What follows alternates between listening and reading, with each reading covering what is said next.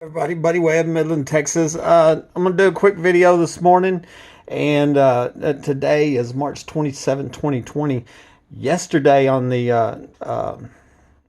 March 26, 2020 was the 8th anniversary of the day of divorce. So that's what this story and video is about. It's talking about the day of the divorce and the things surrounding that. And so I've got a short read plus I'm going to mix in some screenshots, videos, pictures, evidence, basically backing up like I always do. And if anything should be clear now that my word's rock solid, it's backed up with evidence every time you turn it around. But here is my Facebook post. After the divorce was final, the ex-wife called and asked me if I'd called the insurance company and changed my beneficiaries. Okay. And that's gonna make more sense here in a minute. And here I am on the day of the divorce. We separated a month before the murder attempt, which was around the first of the year. And without my knowledge, she took my life insurance books. These books showed that I had an accidental death policy, which would add almost $500,000 if her lifelong friend, MPD Detective Rosie Rodriguez, Midland Detective, would rule my murder an accident. I just found out this week that she's still a detective. That's how scary this is right here. And because she was caught in multiple lies in this premeditated capital attempted murder. Of course, the big prize was this special home with this $1 million underground home in the backyard, believed to be hosting oil show parties and very possibly connected with an illegal casino and brothel, a money maker for organized crime. And of course, this video is not about that, but I show this over and over and over. Basically, this is if you go to Google Maps and look up my address, 3802 Fair Circle, Midland, Texas, then on the map screen shows a large facility in my backyard that isn't seen on the satellite screen. It's not seen from above ground, okay? And I had recorded a woman telling me there's 4 3-bedroom underground homes buried 25 foot deep. And even more interestingly is just a couple days ago, I got this message on my Facebook, and where this Judy's telling me that it was front page news back in the newspapers when this was built, but said that it was vaults for storage oil. But the teenagers who worked on this project said it was houses. Okay, and so this is just one more person confirming these underground homes, facilities, etc., that are here. Okay, and now here's my home right here, and I was shot right here. Somebody under my home shoots me right there. Okay, so that basically is just for that one paragraph to kind of explain that and show that. Of course, the big prize was the special home that I just read that. I found out she took these books when she brought them back to me with filled out divorce papers to file. This means she wouldn't have physical possession of them when I just happened to die. I filed them 5 days before I was ambushed and shot with my phone lines cut. And basically what I'm saying is we separated after a 3-month marriage around the 1st of the year, 1st of January, okay? And remember, I'm shot on January 28, 2012. So I'm shot less than a month later. Okay. And so when we separated, when she moved out, she took them books and I didn't know it, my life insurance books. Okay. And then she brings them back to me and this was right after the Matt Hyman deal. I'm going to read that in a minute. And that happened on the 14th with filled out divorce papers. And that's when I found out that my life insurance booklets had been taken because she brought them back to me, okay? And along with them filled out divorce papers, okay? And this all happened right after the night when it's suspected that landman Matt Hyman died in my hallway during another home invasion. I would later wonder if this was a part of the plan to murder me, as it's clear it was premeditated. And we know it's premeditated. Nobody accidentally goes and breaks into a home and accidentally shoots a homeowner. Proof shows I wasn't shot with my gun. We know somebody drove from their home to my home to kill me. I mean, that's premeditated. And I mean, if I would have died, this would be a death penalty case. That's how serious this is. Okay. And this isn't about Matt Hyman and that story on the January 14th, 2 weeks before I died. But there's a video on that, and I'm going to show you here in a minute. And basically this landman, what had happened is I noticed there was a home invasion. I put electricity on my bedroom doorknob. They were real noisy and loud that night. I was concerned for my life. This is 2 weeks before I'm ambushed and shot. And after I'm shot, I check the obituaries and I find where this young landman, Matt Hyman, died at the same time, on the same day, of a surprise heart failure. And when I found out he was a landman, and see, I suspect landmen are connected to oil show parties, you know, and then he became an attorney, and he was the city's attorney, you know. And so I'm putting this all together, and I'm guessing, I bet Matt Hyman was in my hallway, grabbed my doorknob because it had electricity on it, and that's what stopped his heart. And nobody can, you know, and there's no way his friends could, you know, if they called the ambulance, they could have saved his life. But it looks like they chose to save their own butt and didn't call an ambulance or call 911 and just let their friend die because they didn't want to get busted, because they were, you know, inside my home, a burglary habitation. And I suspect they were here to murder me, because this was 2 weeks before the murder attempt. And this is a little note about his sister-in-law, was telling me that he died of heart failure. And there was more to this story. His friends, and they were both landmen, they were desperate to silence me, threaten me, and I have a video on that. I think I put a link up here. Motive for murder, right here. You can go look it up on my YouTube channel. I might put a link on it. But anyway, what the point I'm making here is that she brought them books back, them life insurance books, and them filled out divorce papers. And that happened just a couple days after this weekend, okay? And that was on the 14th. I'm shot on the 28th. So somewhere in there is when she brought them books back. And as I'm stated there, you know, I wondered if the reason why is so when I died by accident, then she didn't have physical possession of them life insurance booklets, because that would look bad, you know. So then I had them, you know, they were in my possession because she brought them back to me. And that's when I found out she had taken them. Okay. And so at the ER, okay, after I'm shot, and this was on the 28th, Detective Rosie Rodriguez, who come to find out is the lifelong friend of the ex-wife, asked me if I'd put electricity on the doors that I had tie-wired shut. Remember, there was a burglar got trapped in my guest's bathroom, and because I had tie-wired the door shut, because I recognized I was under another home invasion or a burglary. I had been reporting burglaries for over a year. Remember, reported something in the attic in January 2011. A year later, I'm shot on this day with burglar alarms going in the attic. Now homeowners all over Midland, Odessa, Texas, and other states are reporting people in the attic, you know. I mean, you know, there's all kinds of evidence backing this up. But that odd question told me that Rosa Rodriguez knew about the earlier home invasion. And that was when suspected Matt Hyman died 2 weeks earlier, when I put electricity on my bedroom doorknob. That's why Rodriguez asked me, did you have electricity on it? And it's like, how'd she know that? She knew what had happened 2 weeks earlier. And that furthered my belief that Matt Hyman, landman attorney Matt Hyman, and they had sneaked into my home, and he grabbed that doorknob, didn't know it, and then it killed him. And, you know, and then you're sitting there and thinking it out, well, you know, they're probably mad or angry trying to blame me. You know, dadgummit, that buddy, we tried to murder him, and he put electricity on his bedroom doorknob, and it's his fault, you know. And here I'm home minding my own business, and these are cold-blooded killers breaking in private homes, murdering people, you know, using corrupt police.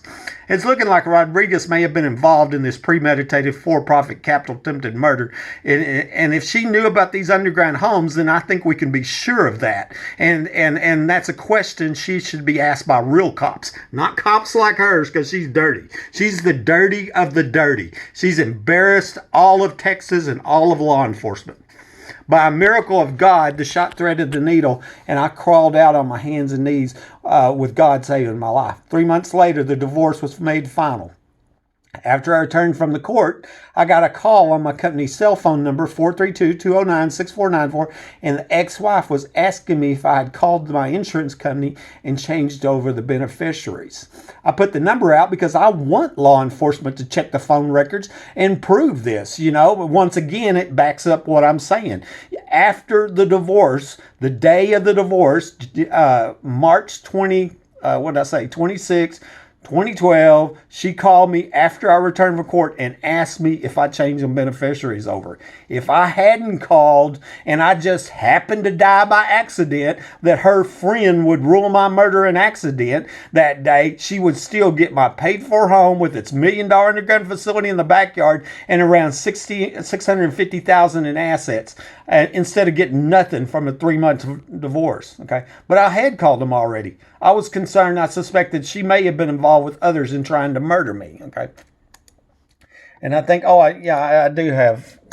Here, I'll show you this. The nurse, my home health care nurse, she's here one day, and I think she knew what was going on too. She taps my fingers. She says, "Here's this artery. Here's this vein," and she said that shot threaded the needle. It was a miracle that I lived, because remember, they cut me, or they shot me from point blank range directly at an artery. Okay, with my phone lines cut. I was supposed to bleed out and die. I believe that Rosie Rodriguez was supposed to come in and go, "Oh, he shot himself with his own gun. Oh, now my friend's rich and gets this house."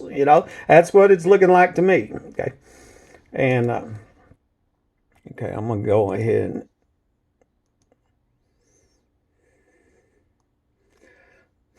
I was telling my sister-in-law, Mitzi Webb, this story, and that's right after I shot. And she told me that she saw my life insurance books while they were gone during the 3-week period in January 2012. I don't know how or why, but I know for a fact that she said this, so she's a witness of the ex-wife taking those life insurance books.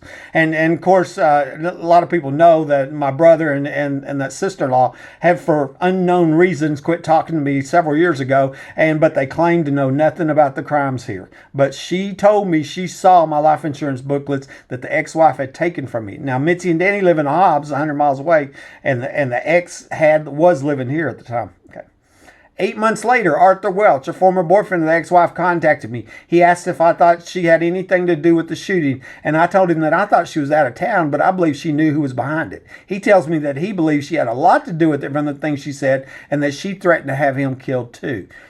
She said that she told him that she knew people. Okay, and so I've got a print screen of this conversation right here with Arthur Welch, the former boyfriend of the ex-wife. I didn't know him. He contacted me, and then they said, "Do you think she had anything to do with the shooting?" I always blot her name out, leave her anonymous, okay, because of the protective order here. And he tells me he dated her, and she threatened to have him killed, And then at the bottom, I say, well, I think she's out of town, but I think she knows who, whatever. And it says, well, I think she had a lot to do with the things she said, and I would never trust her, okay? And so it just further confirmation of what I'm saying, that I'm suspecting that's why these life insurance booklets were taken. And maybe what happened was, the home invasion 2 weeks earlier failed. Matt Hyman died, and then they come up with a second plan. Oh well, here, check. Let's take the books back, and let's file divorce, and that way it'll look like we're getting a divorce, but it wouldn't mean nothing when I died. She would still get my home and all the life insurance and all that. After a 3-month marriage, it's ending in allegations of being involved with prostitution ring. 2 years after the murder attempt, I get a subpoena after the ex-wife filed a protective order against me. Okay, this was in December 2018 or 2013. This was bizarre, as she lived in Lubbock, 100 miles away, and I hadn't spoke with her or seen her in a year and a half. That's a fact. I mean, that's a protective order from somebody I hadn't talked to or seen in a year and a half, lived over 100 miles away, and there was 2 emails sent in that year and a half, non-threatening emails. It was in court when I found out that MPD Detective Rosie Rodriguez and my ex-wife were lifelong friends after going to grade school together. They both testified that I was delusional, which fulfilled the extortion threat the ex-wife had given me a few months before the murder attempt. Okay, and so that's when, and amazingly, when I crawled out and went to the 7-Eleven, Rosie Rodriguez, that detective, climbed in my front seat of my truck at the 7-Eleven. And then I later found on the police reports that she lied and said she wasn't even there, And I mean, she literally just stated she wasn't there. Here's the conversation. There's a video called Follow the Money. It's on my YouTube channel, and I had it transcribed. Here I'm talking and me and the ex-wife are having a conversation, and here I'm reminding her basically what had happened just a month or two earlier. I said she had told me, she stuck her finger in my chest and says, here's what you're gonna do. You're gonna pay me $1,800 or $1,200 a month. I'm gonna lie about everything that I seen and and tell everybody you're crazy. That's what she told me, right? And then she says, I made a mistake. She admitted to this extortion, felony extortion. And I said, you're the only one that was going to make money off this house. I made a mistake. And then if you listen to the whole conversation, like I said, it's on YouTube, she blames Greg. Oh, it's Greg's fault. Greg told me to try extortion, etc. Okay. Well, we come to court here in December 18, 2013. Here's the case number and all that. This is that absurd protective order, from the ex-wife that I hadn't seen her talk to in a year and a half, lived 100 miles away. And Rosie Rodriguez testifies under sworn testimony that I'm delusional, okay, along with her childhood lifelong friend, the ex-wife, okay. And so both of them here calling me crazy. Well, guess what? What it was is I didn't pay the extortion money. That's what it was, I didn't pay. There was it's all there. I mean, you just got to go look.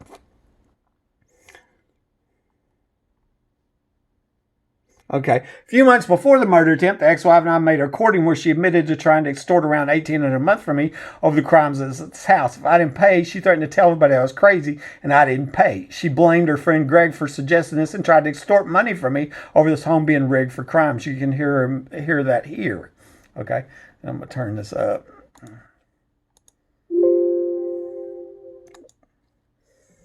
This is on my YouTube channel.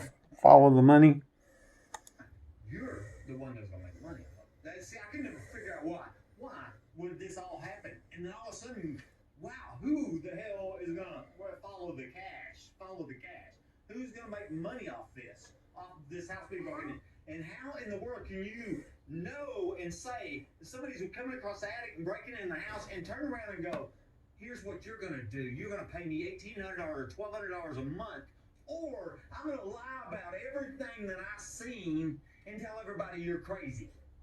You're the only one that was going to make money off the house. Does that tie you back into the people breaking in the house? Okay. And so she admits to felony extortion, and that's a big deal. I mean, that could send her to prison, on itself right there.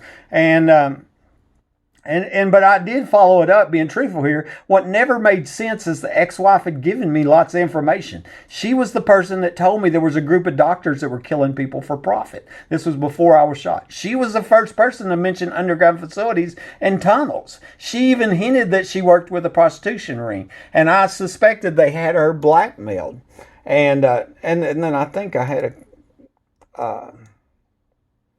Oh, okay. It's right up here. See, I testified in the protective order here, and this is the transcript from the protective order hearing, and this is me testifying here that she said the secret is a group of doctors are killing people for profit. And what she didn't tell me the entire time we was married is that her brother-in-law was a doctor. I've got some of that blanked out, which because I got the wrong file in there.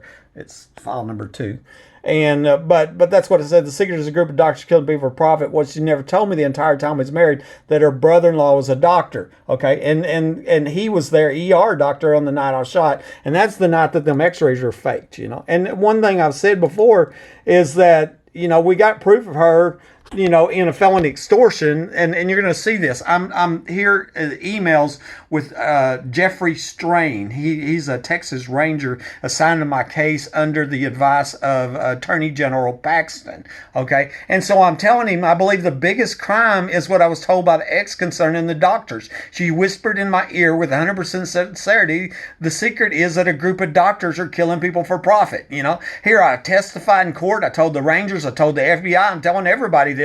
Never changed my story. This was right before I'm ambushed and shot directly in the artery. My phone line's cut. Okay, and then he writes back, how would a doctor make money killing people? And and I said, I don't know. And why don't you ask her? I gave you the link to that video where she admits to extortion. Why don't you use that and go, hey, we can put you in prison for felony extortion. Tell us about them doctors that are killing people for profit. Because what she didn't say was that they're just killing Buddy for profit. But you can bet that the ER doctor's sister-in-law was going to get very wealthy if I happened to die. That's a fact, right? We already know that.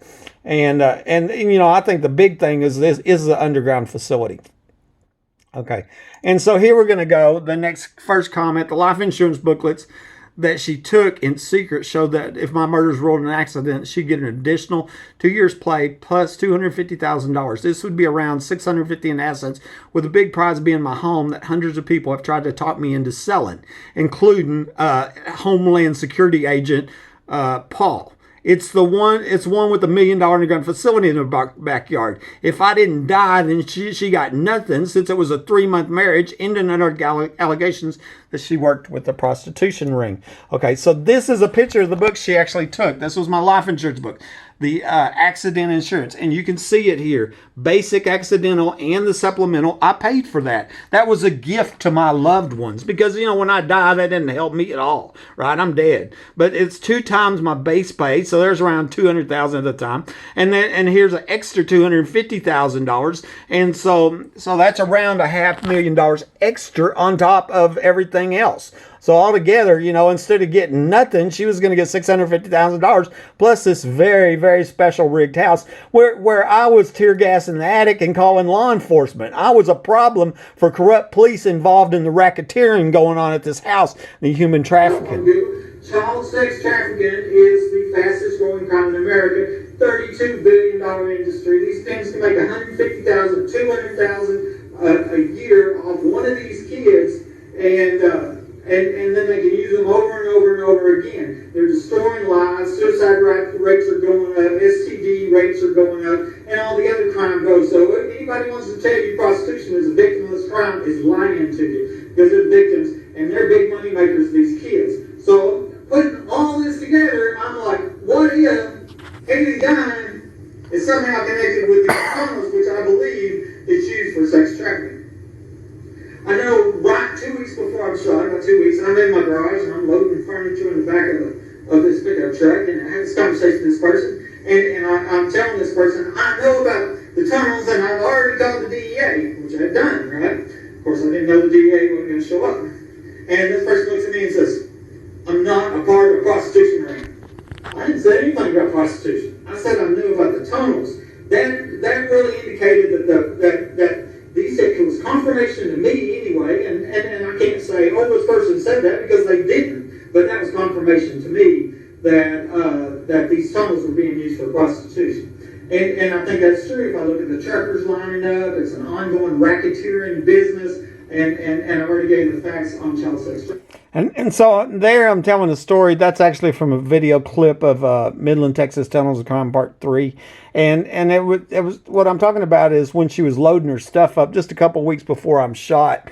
And I'm telling her that I had called the DEA and reported the suspected tunnel. The DEA has never looked. 2 weeks later, I'm ambushed and shot. Okay, but she thinks about what I said, and I think she's sitting there thinking, oh, the DEA is going to come, they're going to bust this, and so she's really in the way I took it is she didn't want me to get her involved, and she was telling me it was a prostitution ring, and that's when she says, I'm not a part of a prostitution ring. I hadn't said anything about prostitution. I said I knew about the tunnels. I'd called the DEA, and so that was further confirmation, and there was other comments, I know another conversation. This one was recorded in court, where I told it in court where, we were arguing, and I said, I want to know who the pimps, the tricks, and the drug dealers are. And she says, it's a family business, And so, there's other conversations.